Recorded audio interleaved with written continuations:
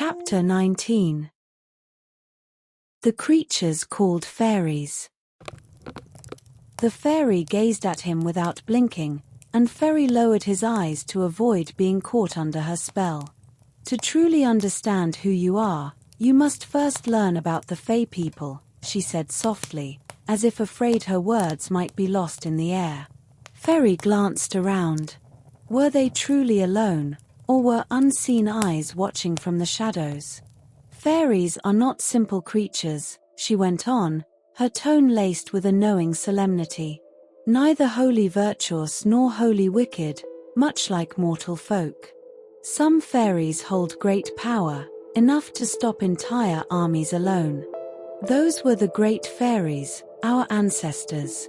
But beware, for the winds themselves shield you from a fairy's wrath.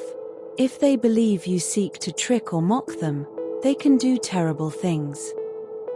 At the dawn of time, people and fairies were alike. They ruled the same lands, shared the same strengths, and lived under the same laws, owning and caring for the earth, the sky, the animals, and the plants together. In our world, illness does not touch us, and we can live for hundreds, even thousands of years. There are many kinds of fairies, some known to humans and others too hidden or strange for human minds to grasp. Fairies are born, they love, they bring new life into the world, they grow old, and they pass away, just like people. If wounded in our own lands, we heal. But in the human world, our wounds can be fatal. It was not always this way. Long ago, when people and fairies were still alike, some fairies changed. They grew envious of greater powers, feeling overlooked and misunderstood. They schemed against their leaders, stole from them, even tried to overthrow them. This angered the great fairies, who punished them. But before casting them out, they took away their magic. These fairies, now powerless, were banished to a harsh and untamed land, where terrible beasts roamed and nothing welcomed them. Without magic, they became something else entirely, mortals. They became what we now call humans. Left without magic, they had to fight for food, shelter, and survival. They battled diseases that would not heal on their own. They were doomed to perish. Yet to the astonishment of the fairies who had cast them out, humans survived the impossible. They tamed the wild, grew food, built homes, and later, entire cities. Grand cities unlike anything the fairies had ever seen. They invented tools to ease their burdens, adapting in ways no one expected. And though they had no magic, their resilience was their power.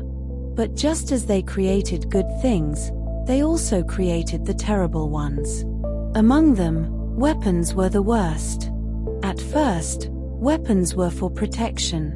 But soon, humans saw that the stronger the weapon, the greater the destruction. That was how war began. And death. They fought each other, and they still do to this day. The fairies watched in horror as humans turned on one another. Fearing their world would be discovered and destroyed, they chose to distance themselves from humankind. Thus the Book of Fairies was created, a code of laws forbidding fairies from mingling with humans unless absolutely necessary. Our world mirrors theirs. When humans destroy a forest, a hill, or a river, fairies lose a home. Every natural place in their world has its counterpart in ours. Over time, humans met fewer and fewer fairies. They forgot us. We became myths, bedtime stories told to children. Yet there are places where the boundary between our world and theirs is thin. Places where, if one stumbles upon the right path at the right time, they might see through to the other side, to the land of the unseen. And those who enter do not always return. And if they do, their mind is blurry, their tongue tied. The fairies cannot risk their world being exposed. Still, we remain fascinated by humans. For even among them, kindness, generosity, and love endure. That is why some fairies still choose to live among them. I am one of those fairies, for I once loved a human. A man who is no longer in this world. And there are others like me. Some humans have been replaced by fairies. Changelings. And you, fairy, are one of them. Fairy nearly stopped breathing. He knew fairies were real. He had met them before. But to be told that he was one himself, it was beyond belief. The fairy took a candlestick from the table and walked over to a tall shelf lined with books, flower bowls, and statues of strange creatures. She returned with a book, the thickest fairy had ever seen. As she opened it, a cloud of dust rose from its pages. The boy stepped back, catching sight of the title, The World of Fae. "Open it," she urged. With a trembling hand, Fairy turned the pages. Inside were delicate drawings of fairies, each accompanied by names and descriptions written in sharp, elegant script. James asked me to write everything I knew about fairies so he could better understand the world I came from, the fairy said softly. And through that, he hoped to understand me. The pages were yellowed with age, some illustrations beginning to fade. Fairy skimmed through them, unable to tear himself away. He wished he could take the book home and read it in peace. It was, without question, the most wondrous book he had ever seen. Then something caught his eye, drawings of strange creatures, part human, part beast. Beneath them, the caption read, "The Amalgams." His breath hitched. He recognized them.